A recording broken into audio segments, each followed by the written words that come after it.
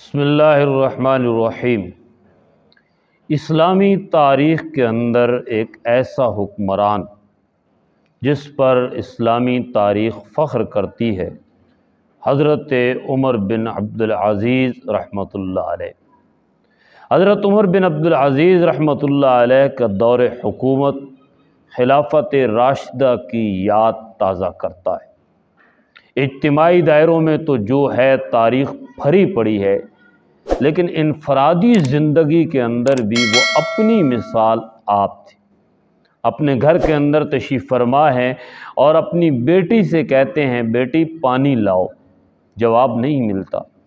دوسری مرتبہ تیسری مرتبہ پانی مانگتے ہیں لیکن بیٹی پانی لے کے نہیں آتی، یہاں تک کہ اہلیہ آتی ہے اور ایک پیالہ پانی کا اپنے شوہر کو پکڑاتی ہے۔ عمر بن عبدالعزیز رحمۃ اللہ علیہ اہلیہ کی طرف مخاطب ہو کر کہتے ہیں، کیا میری بیٹی نافرمان ہو گئی ہے کہ 3 مرتبہ میں نے پانی مانگا اور وہ پانی نہ لائی اور تم لے کر آ گئی؟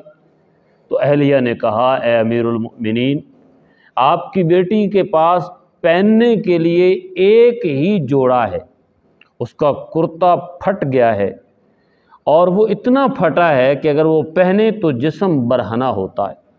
وہ بیچاری اپنا کرتا سلائی کر رہی ہے اور پھر کہنے لگی، اے امیر المومنین، آپ جب سے حاکم وقت بنے ہیں ہمارے گھر میں غربت نے ڈیرے ڈال دی۔